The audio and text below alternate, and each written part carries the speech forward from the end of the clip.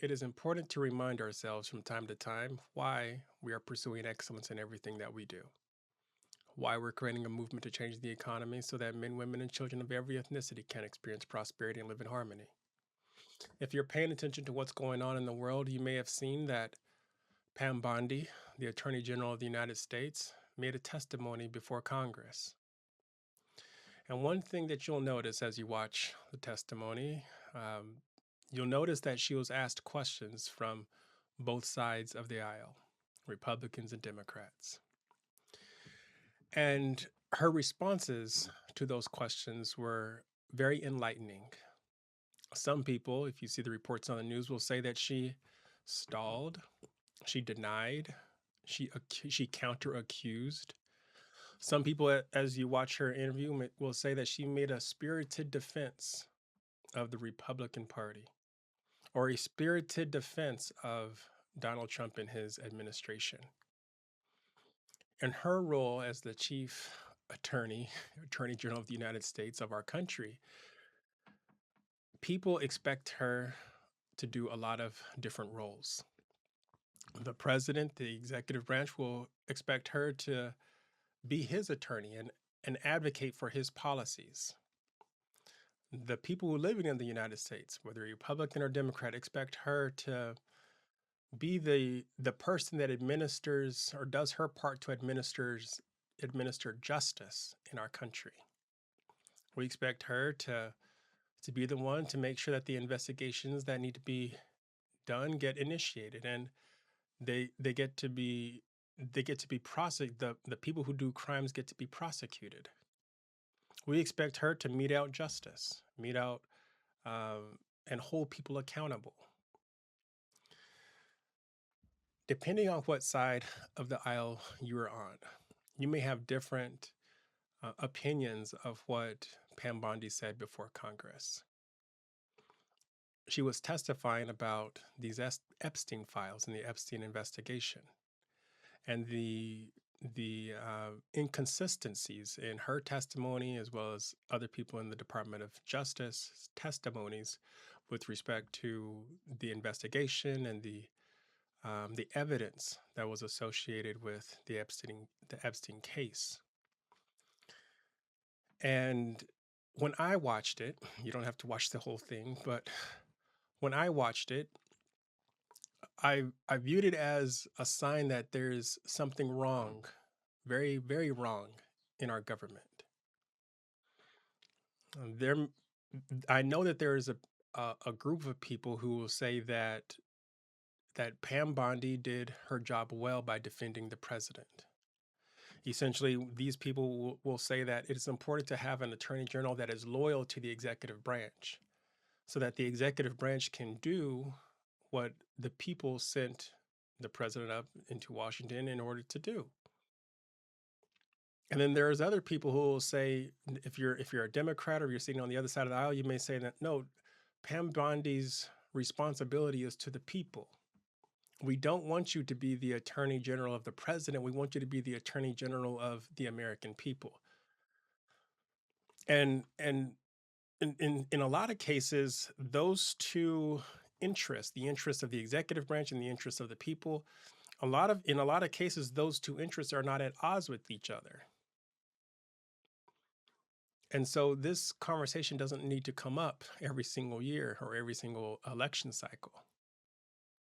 It just so happens that Donald Trump and his administration has selected Pam Bondi, and you can tell by her testimony they selected her because of her loyalty, her ability to support the president, not necessarily her ability to think morally and think with values and uphold long-standing eternal principles of justice. They selected her because they viewed her as a good attorney general for the Trump administration versus a good attorney general for the United States of America. And when you select an attorney general based on loyalty versus the the ability of the attorney general to mete out justice fairly and equally across the United States of America to everyone, instead of picking an attorney general based on their ability to uphold justice, regardless of who has committed the crime or regardless of the person who needs to be held accountable. When you find someone who is loyal to an individual or to an administration or to a set of politicians, we enter this problematic area that we are in. See, Pam Bondi, who is loyal to the president and the president's administration based on her actions and her words before Congress, has done something that may have secured her job temporarily, but it has hurt us as a country in the long run. See, when an attorney general is viewed, or a judge, or anyone in the justice system, when they are viewed as more loyal to an individual or more loyal to a political party, they lose the trust of our society. We're a free people. This is the land of the free, the home of the brave. We want justice for everyone. We want freedom for everyone. So when we experience a judge or someone in the law enforcement career field or the Attorney General of the United States, and we find that they are not loyal, or they are too loyal to an individual or to a political party, it damages the trust that we have in them, and because in our eyes, we expect justice to be given out regardless of who the person is or what their political beliefs are. That's the way justice works. It holds everyone accountable. Everyone can apologize for something that they have done wrong. Everyone can pay restitution for a mistake that they have made. Everyone can repent for a problem that they have caused. That's the way justice works, and everyone is worthy of forgiveness if they're willing to repent and apologize. But when you have an attorney general that is more loyal to an individual or more loyal to a political party or more loyal to an organization versus an attorney general that is standing up for justice regardless of who did the wrong, then it damages our justice system. It damages the trust that we have in the justice system, because a justice system that is giving out justice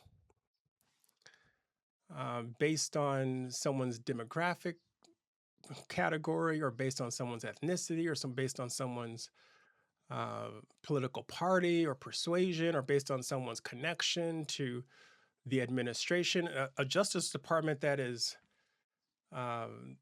not consistent with how they give out justice is not giving out justice at all. See, if we excuse one person, or we excuse a group of people, and if we say, hey, this group of people, because they earn a certain amount of money, or because they know certain people, or because they're connected in certain ways, these people are above the law, or these people don't need accountability, then the justice, or the things that the Justice Department does to hold everyone else accountable is not justice at all. It's actually a form of legalized oppression, because they're not giving out accountability to everyone. It's just, they're just giving out accountability, or they're just giving out consequences to a group of people that they don't like.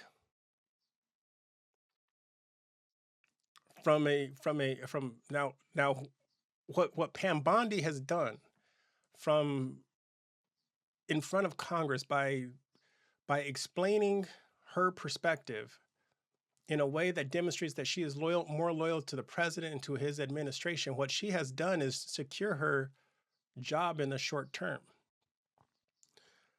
And typically, if we have an attorney general that is more loyal to an administration, a lot of times that's not a problem if the administration is selfless, if the administration is only concerned about the needs of our nation, if the administration is 100% dedicated on making everyone's lives better, it's no problem to find an attorney general who is more loyal to an administration if the administration has good morals and good character. So we have to shift our eyes over to the administration. And we have to consider the nature and the character of this administration. We have seen that this administration can make rules without informing Congress, make new laws just out of whim. We've seen how this administration has put on tariffs and taken off tariffs with no rhyme or reason. We've seen how this administration has made moves on the world stage with respect to our allies and with respect to our closest allies. We have seen how decisions have been made that has caught everyone off guard.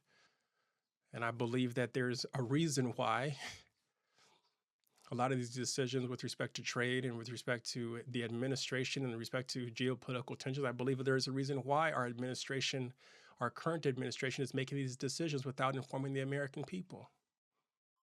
There's a reason why it feels like everything is just being done.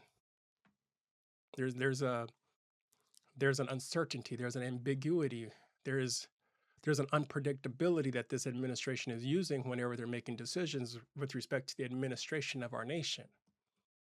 I believe the reason why is because there are people who are friends of the administration who are able to invest and make their trades because they know what deals are going to be coming down the pipe.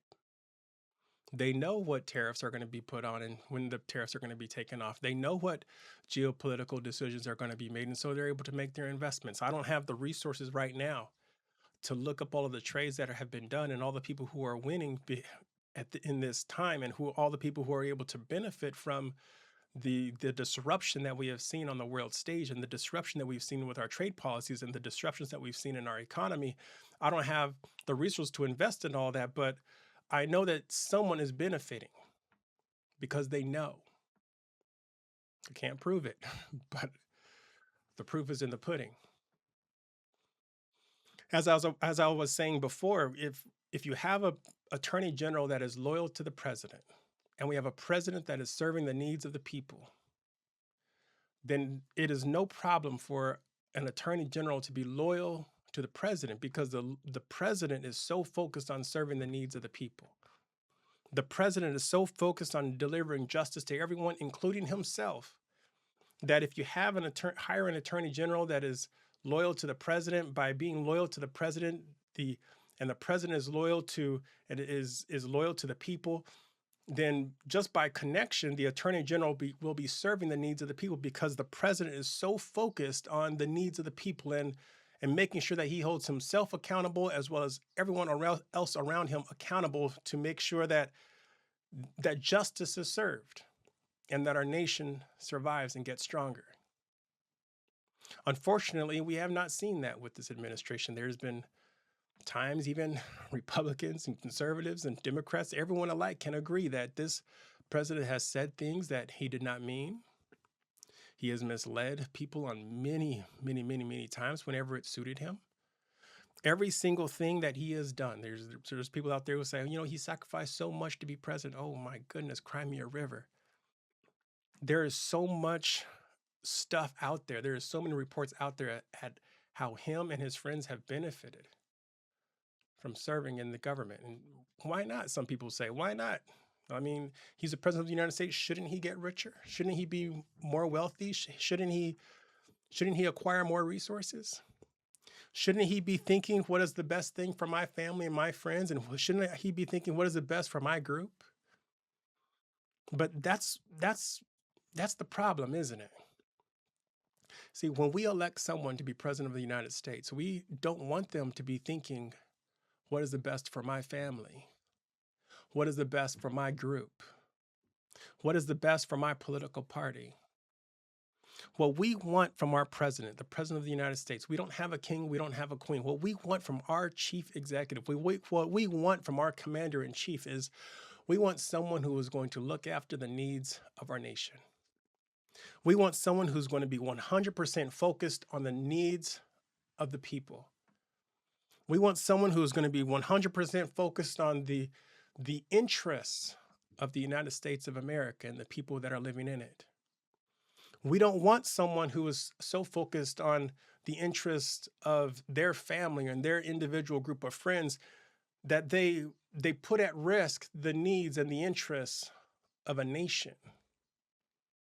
The type of person that that we need to be president of the United States of America must be a unselfish type of person who is willing to make a personal sacrifice, not just when we think about physical resources, but also in financial resources, a personal sacrifice when it comes to their emotion and their energy, a personal sacrifice when it comes to everything about them. We need someone to be president of the United States who is going to be unselfish in the way that they administer the office of the president, the executive office.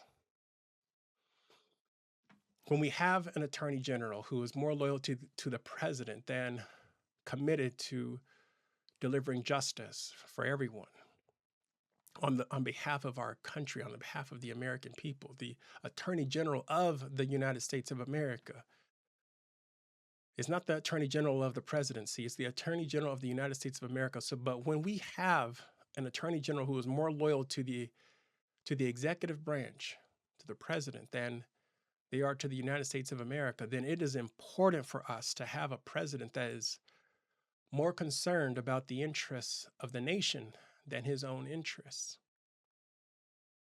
We cannot put ourselves in a situation like we're in now, where the president of the United States of America is, unfortunately, many times he has to make a decision on whether or not he's going to serve the needs of our nation or serve the interests of his small group of friends. I believe that's the reason why these Epstein files are so wonky, so dangerous, so disgusting, and sometimes so horrible.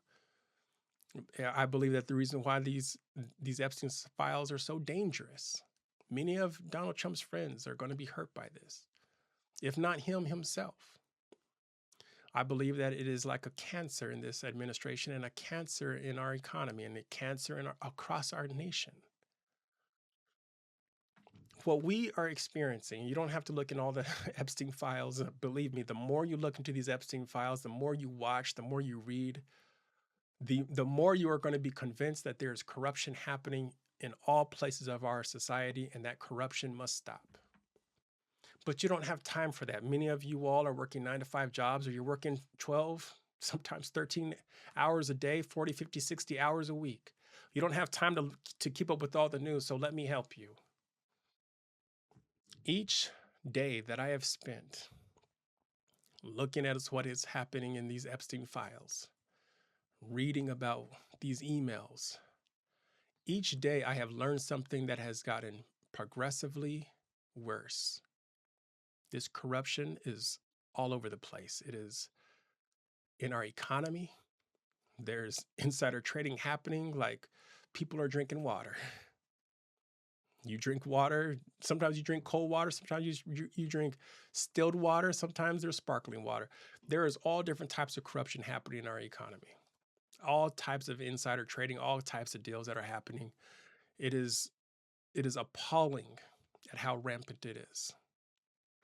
In our government, there are people out there that are being paid off, being influenced, being blackmailed, all by the same group of people. Meanwhile, these group of people are living in mansions, they're living a life of luxury while everyone else around them is struggling, and they are getting over on everybody. It has affected every segment of our society.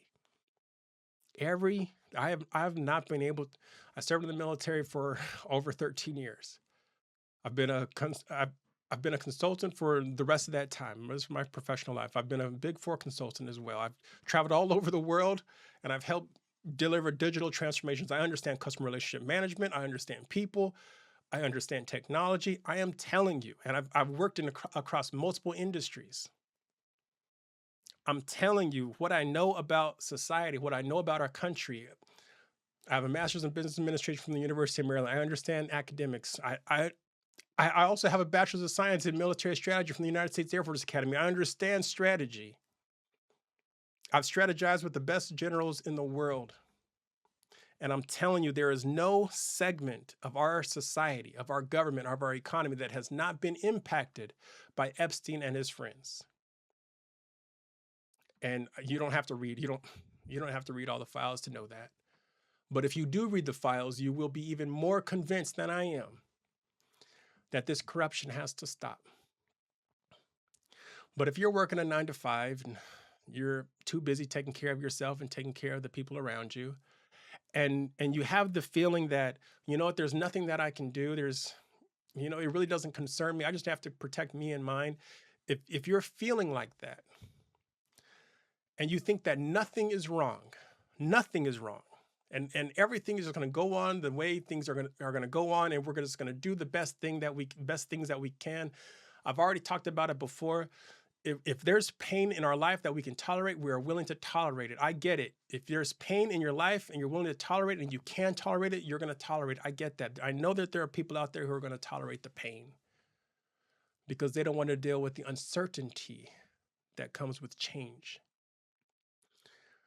But I submit to you, don't even look at the Epstein files.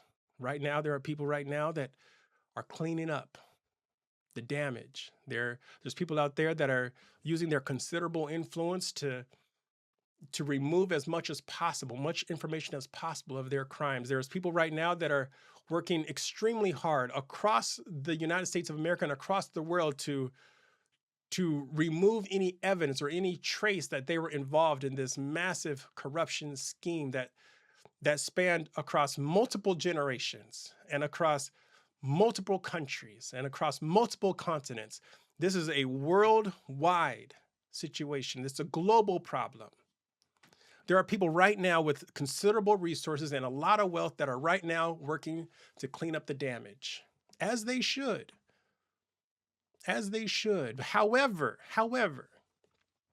what they should really do is repent. What they should really do is raise their hand and apologize. What they should really do is say they are sorry and make restitution. What they should really do is cleanse their soul. What they should really do is to fix the systems that they have broken and is to solve the problems that they have created. What they should really do is to heal society, to use their considerable resources to heal society instead of trying to cover everything up. But right now they are working to cover everything up. So if the words that I'm telling you about the Epstein files, or the words that I'm telling you about the corruption that is all over society and all over our economy, if those words don't resonate with you because you have not seen it with your own eyes, well, I submit to you to take a look at the pudding. The proof is in the pudding. I'll say it another way. By their fruits, you will know them. My suggestion to you, if you don't think anything is wrong, is to examine their fruits to figure out who they are. All right, let's just take our country, for example. We're a very wealthy country, a big economy. We have some of the wealthiest banks in the world. We have a considerable amount of financial resources. All these countries from all over the world, they revolve around the United States of America and our large economy, which is why Donald Trump's tariffs have been so impactful and so disruptive and so jarring for so many people all over the world, because our economy is so big and we believe in free trade. We believe in doing the best that we can. We believe in being productive. We believe in creating safe and fair markets for people. We believe in commerce. We believe in doing things that move society forward and move humanity forward. So when he does these tariffs, people are so surprised that how could the United States of America, the beacon of hope, the land of the free, home of the brave, how could the United States of America be putting on tariffs when we don't deserve it? How could they be doing all of these things when we don't deserve it? There's so many people all over the world that are asking themselves that question: is what happened to the United States of America?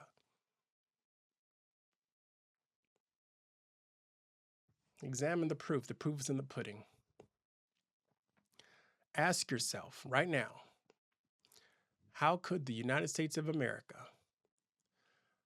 a country with the wealthiest banks and the biggest economy, how could a great nation like that, with a considerable amount of natural resources and financial resources, with some of the smartest people, how could a country that knows that the children are the future and that students need a high quality education so that they can be productive and serve in our industries, how could a nation like that justify not providing a high quality education to every single one of its children?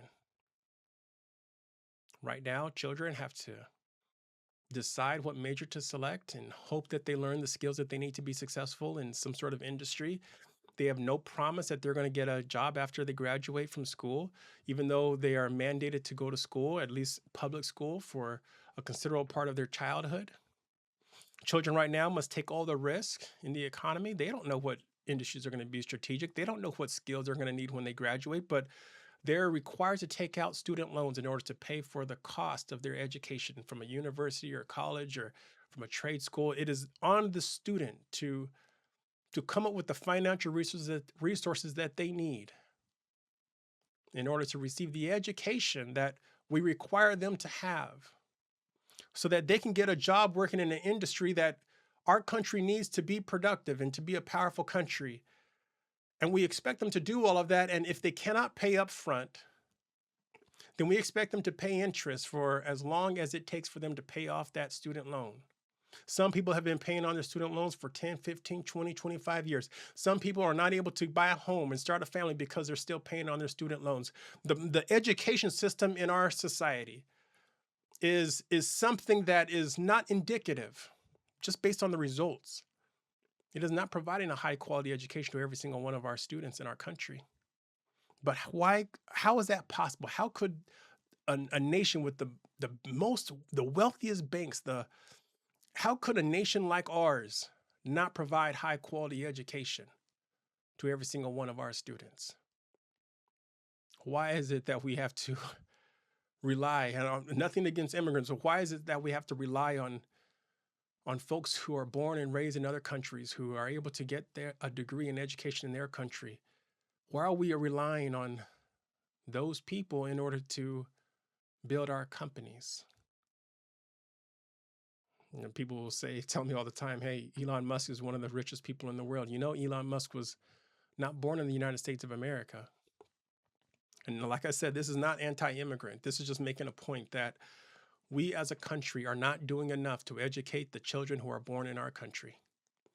And we're not doing enough to make sure that the people who are educated in our country have economic opportunities that will allow them to start families and live a middle-class lifestyle and to retire early. We're not providing the people who are born and raised in our country, the children, to get the education that they need in order to get the careers that are going to pay them enough so that they can take 2 vacations a year, so that they can afford health care, so that they can afford to raise their children, instead of having to pay a nanny and spend so much time away from home because they have to chase the mighty, mighty dollar. If you look at the pudding, the proof is in the pudding.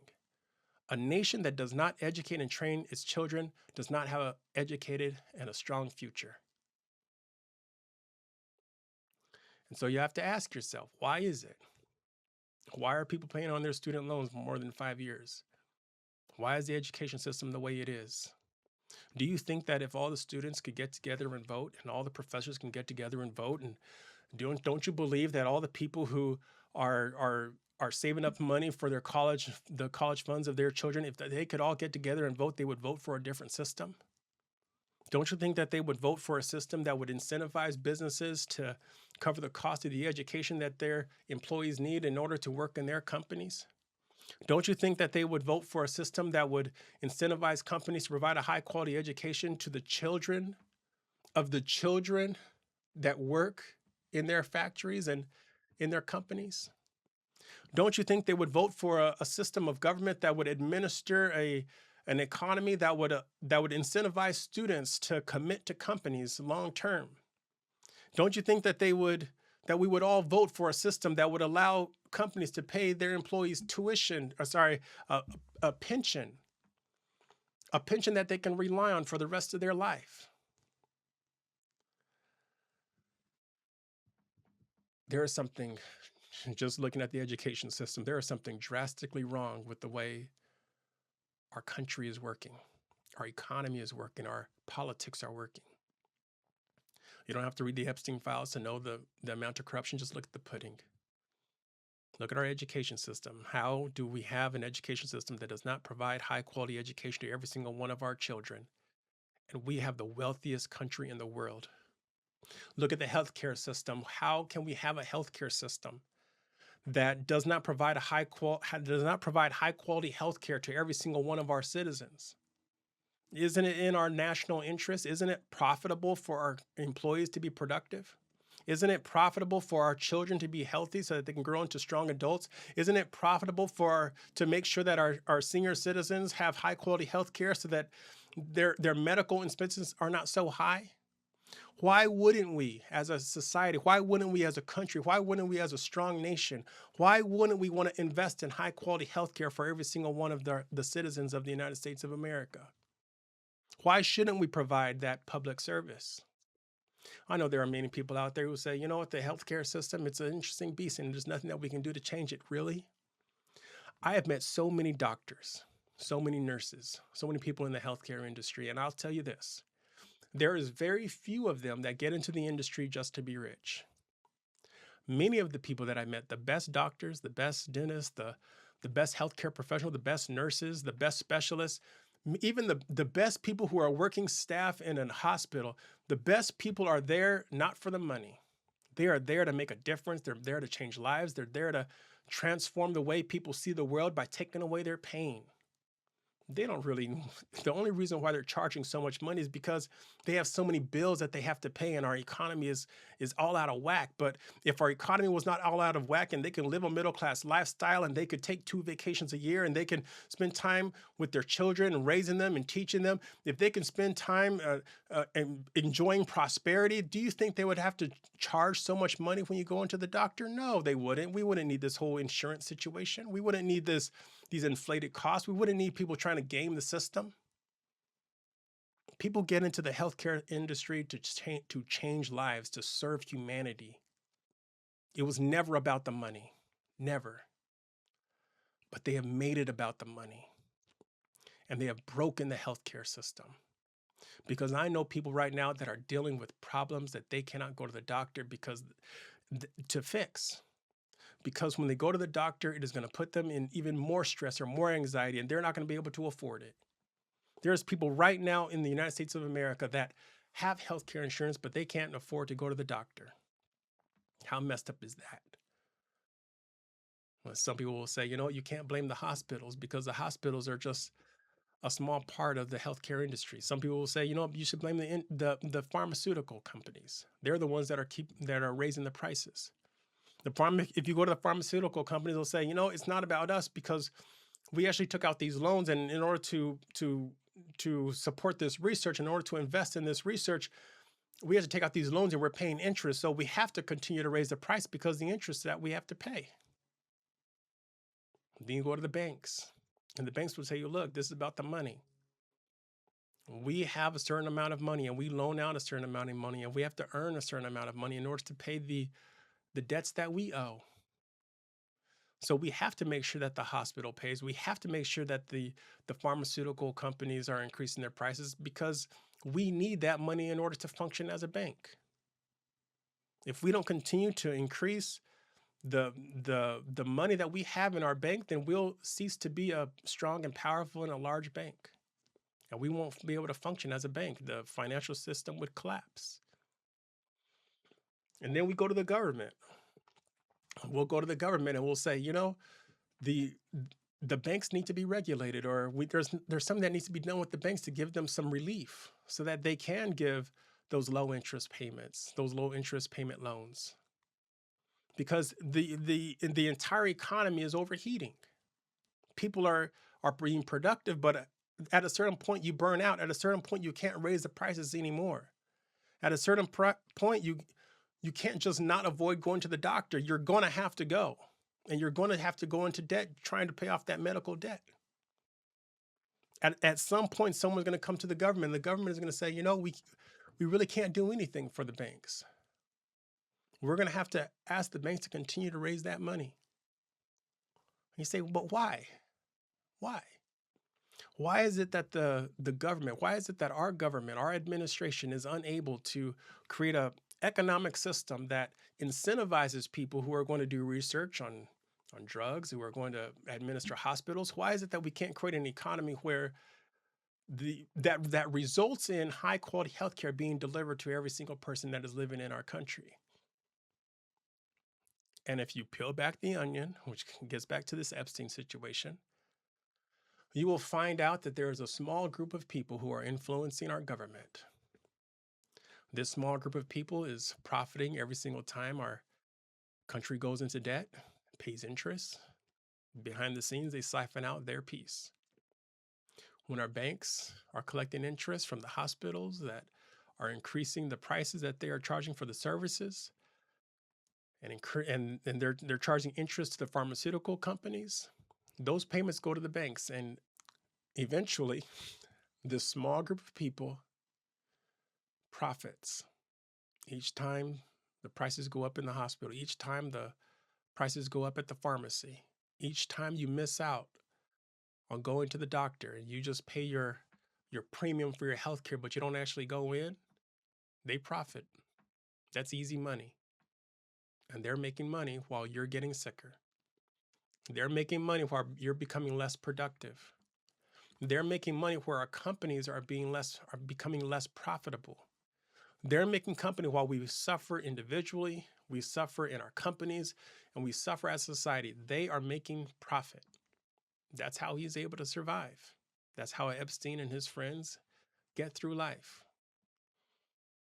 Just look at the pudding. If you don't read the Epstein files, if you're not paying attention to what's going on in the world, just ask yourself a question. Should a country like ours, who has the biggest banks, the most profitable companies, the strongest industries, should a country like ours not be able to afford providing high quality healthcare and high quality education to our students and high quality healthcare to everyone living in our country, everyone who is working?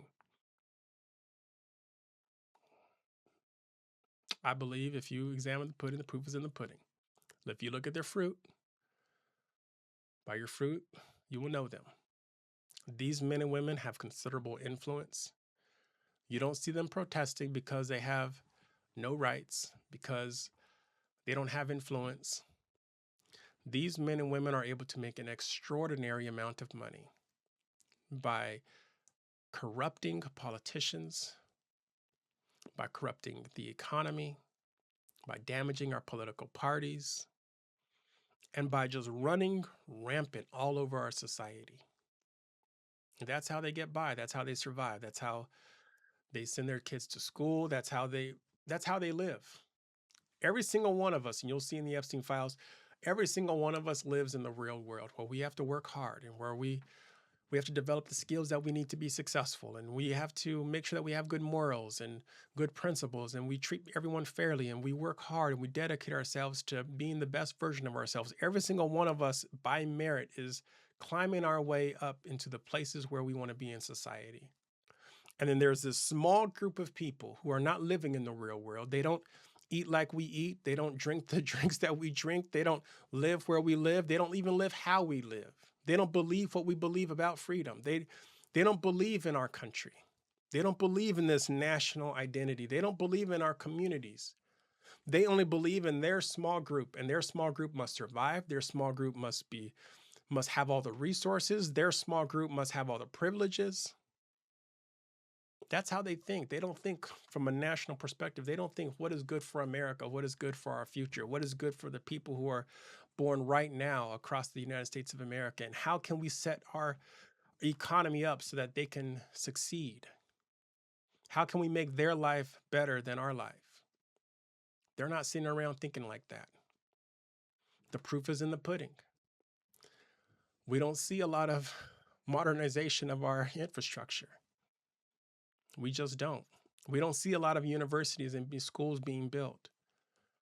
We don't see them. We don't see the big projects that we used to see. We don't see new dams being built and new energy sources being created. We don't see new power plants being built. Nowhere near the way things were being built in our history. There's not enough economic opportunity. There's so many people from a capitalist perspective that are trying to squeeze the last dollar out of a dime. And it's not working. You'll see in the Epstein files, he was a big supporter of these microtransactions. He was a big fan of Call of Duty and various video games, making this downloadable content and making these transactions more accessible to children. But if you've ever played a video game, I've played Call of Duty, you'll know that Call of Duty as a video game has gotten worse over the years. You'll notice that our entertainment has gotten worse over the years. It brings less joy when I go watch a movie. It gives me less inspiration. It gives me less motivation when I watch a movie than it used to. The video games, they give me less joy, but it's because the quality of the video games and the quality of our entertainment is actually worse. They may be making more money off of it today, but the quality is worse. So there's a lot of people that have disengaged. There's a lot of people out there that don't play video games and they would play video games. There's a lot of people that would go to the movies and take their entire family to go to the movies, but they're not going to the movies. And our movie industry and our entertainment industry is suffering because they're prioritizing profit over quality. And what type of person who is running a company, who is leading an industry, what type of person will say, you know, I'd rather prioritize the profit that I am going to be making over the quality of the product that I am producing? A person like that thinks short term about life and short term about their industry and short term about their companies. They don't plan on providing a better industry for their children to manage. They don't plan on providing anything for the next generation. A person like that only thinks for themselves and for the interest of their friends and the interest of their small little group. That's why our entertainment industry is suffering right now. That's why all these streaming companies are essentially doing a race to the bottom. And now with this artificial intelligence, we're going down the same path. Some people believe that artificial intelligence is going to take over all of our jobs, and I don't believe it. See, artificial intelligence is good when you are deducing things, when you are deriving things, when you have something to work with, when you have some real intelligence to work with. Then artificial intelligence can come along the way and accelerate certain things. It can duplicate certain things. It can mimic certain things. It can imitate certain things. It may be even able to connect different dots. If you have A, you have B, you have C. Artificial intelligence will say A, B, then C, or C, B, and A. But if you don't have an alphabet and you have to invent this new language, and if you have to use this language in order to solve math problems and in order to solve societal problems, if you have to actually create a new language that humans can use, artificial intelligence can't do that, because there are certain things that humans can do that artificial intelligence cannot do. There are certain things that real intelligence can do that artificial intelligence is not able to do. You just have to use your brain to be able to understand this. Yet there are so many companies, so many industries, so many financial advisors that are advising people that artificial intelligence is the future. No, you're the future. You're the real intelligence. There's nothing that is going to be able to replace real intelligence. Even artificial intelligence will never replace real intelligence. So if you're using real intelligence in your job to create products and services that are more superior to your competition, and if you're putting real intelligence and real creativity into those products and into those services, then artificial intelligence will never be able to replace that.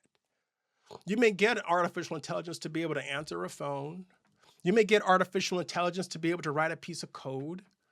But if you're trying to develop something brand new and you're trying to bring something to existence, if you're trying to create, then artificial intelligence is not going to be able to do that. Just by its definition, it is artificial. So you're going to get something that is artificial. You're going to get something that is temporary. You're going to get something that is not going to be able to be useful in order to create a legacy that is going to last longer than a generation. Anything that we have done in society, anything that we have produced, anything that we as humankind have created has lasted longer than a generation, and artificial intelligence cannot do that. We can barely do that if we use all of our intelligence. And these people out there who are using artificial intelligence, these people out there that are trying to squeeze a dollar out of a dime, these people out there that are doing these micro transactions that are extremely leveraged, these people out there that are essentially working wonders and magic in our economy, these people are corrupting every single aspect of our society because they're turning everything into money, and money is just a currency, and they're not creating real value. The only people that can create real value are people like me and you. People who have a heart, people who have a mind, people who have a body that can create. No one else out there that can create. No artificial intelligence can do what we do. No one. Let's just go ahead and forget it.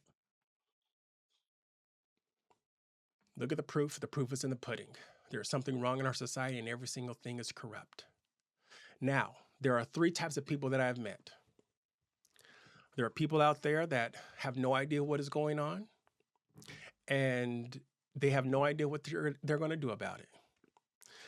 There's the second type of person that they know what's going on, they know how corrupt things are, but they feel like there is nothing that they can do about it. They just don't know what to do. Nothing wrong with that. Then there's other people out there who know what is going on, know how corrupt the situation is, and know that everything needs to change, and they also know what they need to do about it. I'm of the last type of person. I know that things are corrupt and everything needs to change. Our entire economy is going to have to change in order for us to create the type of economy where men, women, and children of every ethnicity can experience prosperity and live in harmony. And I know what I need to do about it. I cannot tell you what you should do or how you should do it or exactly when you should do it, because I do not know your natural talent. I do not know your purpose, your individual purpose. I have not spoken to you. I don't know your family history. I don't know what your past is like. I don't know the strengths that you've been working on. I don't know what situations you have experienced that have allowed you to develop the skills that you have right now. So I cannot tell you exactly what you need to do and how you need to do it and when you need to do it. I can't tell you that.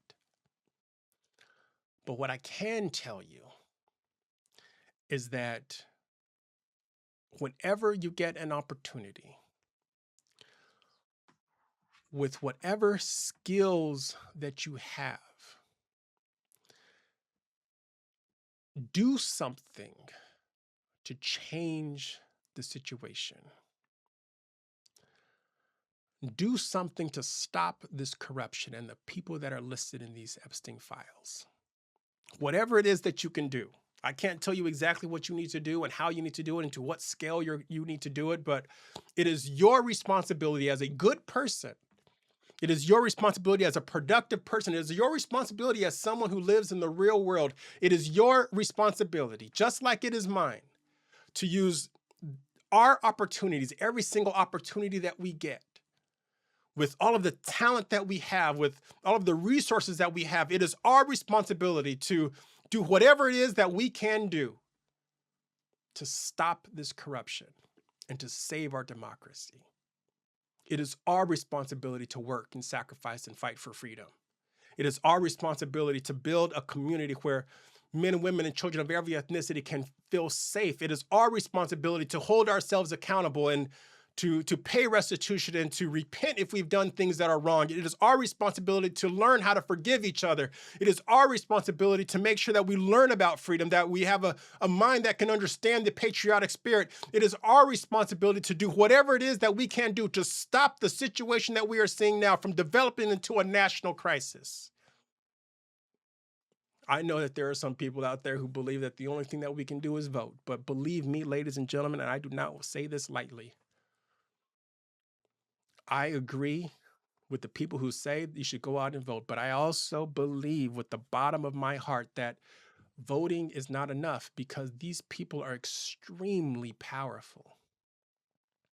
You can take your favorite politician, okay? You can take your favorite political party and you can vote them into office, but these people are so powerful.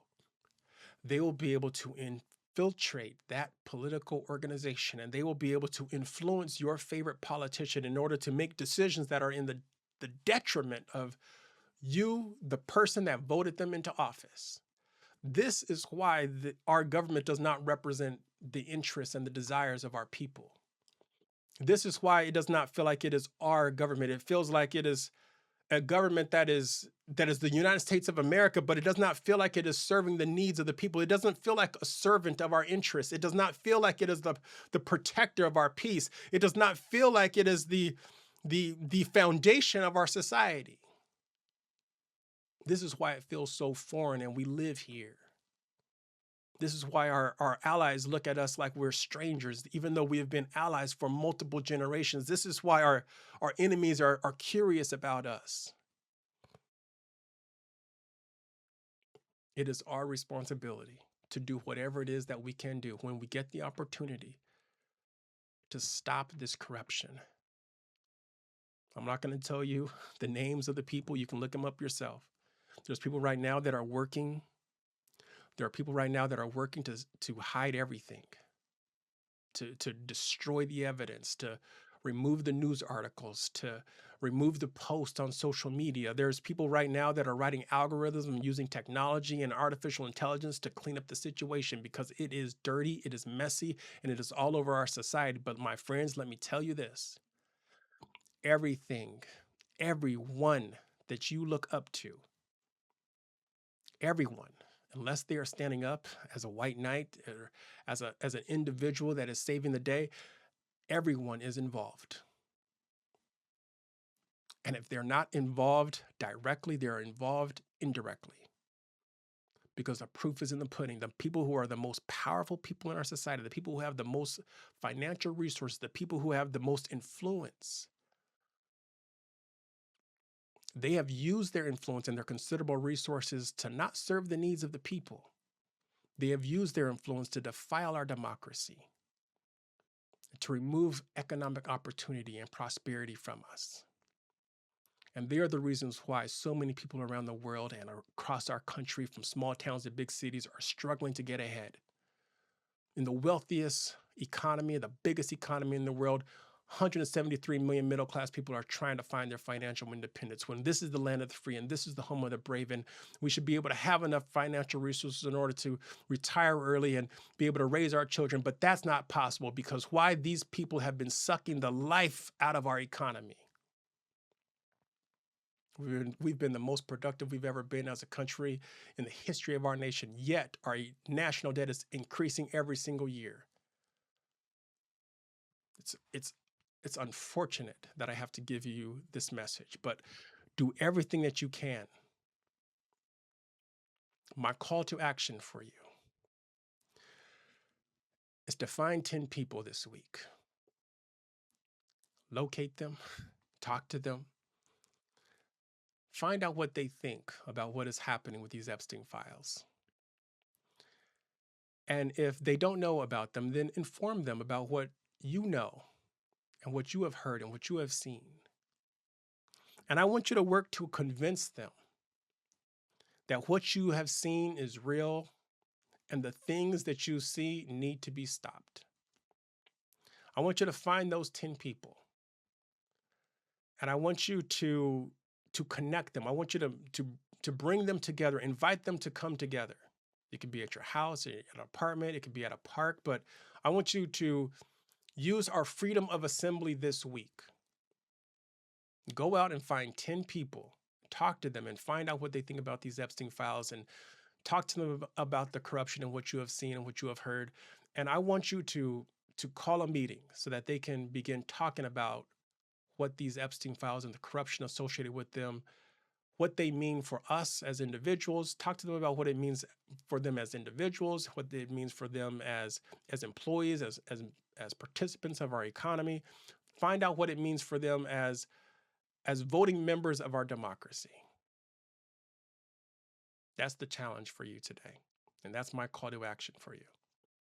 Start right now. Meeting with people, talking to people, even if you're an introvert. If you're an introvert, go out and find people who are introverts. But find out what they think. Find out what your family and your friends and your neighbors and your classmates and your coworkers think about these Epstein files. Who knows? You might make a friend. Most likely you will. But worst case scenario, you'll find out where some people who are close to you stand, ethically, morally, and in their character. And they will reveal to you that either they have character that you can trust, or they'll reveal to you that they have character that you cannot trust. The worst thing in the world is to feel betrayed by someone who is close to you. Go out and have that conversation, and there'll be less of a chance that you will be betrayed by those people because you'll know their character. This is a black and white issue. It's not a left and right issue, it's a black and white issue. Either you're on the side of good or you're on the side of evil. Choose your side. Choose your side. Now, I know there are some people out there who say, I don't have time to meet 10 people. I'm working so much and I'm going to school. I'm doing a lot of things in my life. I don't have time to meet 10 people. Find some time. Pursue excellence in every single thing that you do. Learn how to use time management. Free up an hour of your day or free up a couple of hours a week, but be intentional about meeting new people or interacting with your current group of friends, your current loved ones. Spend time on this. This is very important. The future of our country depends upon it. Your ability to get ahead in your career once we fix this economy, that depends upon it. The way our society works and your ability to belong to a healthy community and your ability to experience love that lasts longer than a lifetime depends upon it. Once we fix our society and the problems that we see in our society, you're going to be able to belong to a healthy and a happier community. Every single thing that we want in our life, getting ahead, generating wealth, and creating a legacy, every single thing that we want to feel fulfilled depends upon you finding the time to go out and start meeting people and start talking to them about what you think and what you believe so that you can meet people who believe like you, who see the world like you do. Social media is not going to get it done all the time. I'm doing my part. I'm delivering these messages and keeping these topics to the front of mind. I'm on my way to 2,000 subscribers on this particular channel, and I feel fortunate for everyone out there that is able to see these messages, but it's just a small part. I need you to go out there and start meeting people and start talking to them about your beliefs. Become a man or a woman of character. Become a man or woman who is not afraid to stand up and say, wrong is wrong, right is right. And if it takes us 1,000 years, we're going to get to the end of this and we're going to solve this situation and we're going to hold the people who are responsible accountable. We hope that they repent. We hope that they apologize. We hope that they pay restitution. We hope that they do not run away from their accountability and their responsibility to society. They are responsible for fixing the problem because they're responsible for causing the problem. But we cannot rely upon them to solve the problem. There's many people who say you can choose it the hard way, you can choose it the easy way. The easy way is for them to apologize and to solve the problem that they have created, to give the democracy back, give our government back to the people. The correct thing for them to do is to use their considerable resources to make sure that we have a system that provides high quality health care and a good education to all of our children without exploiting them, financially or otherwise. The correct thing to do is to change the economic, to use their power and influence to change the economy so that millions of people in the world could belong to the middle class and they can retire at the age of 40 and then go off and start a second career doing whatever it is their heart desires. The correct thing for them to do is to fix the housing market so that more men and women can start families and can afford homes and to afford to own their piece of the American dream. The correct thing for them to do is to restore the American dream. That's the correct thing for them to do, is to apologize and to make restitution. That's what Epstein and his friends should have done and should do. But we cannot count on them to do all that. We cannot count on them to allow us to vote them in, vote them out, and expect their hold and their corruption to go away with one vote. We must be active. We must meet. We must assemble. We must talk about these things. We must start a discourse about these things. We must start a discussion about these things. We must identify people who think like us and who are passionate about these things. There's something that happens when you start talking about corruption. There's something that happens when you start talking about evil. There's certain things that happens when you start talking about problems. You begin talking about the solutions. And as you talk about the solutions to the problems, you begin to organize teams that can actually execute those solutions. And we can move forward as a society and as a country and as a nation. Ladies and gentlemen, that is my message for you today. I look forward to talking to you again in the next video. Talk to you later.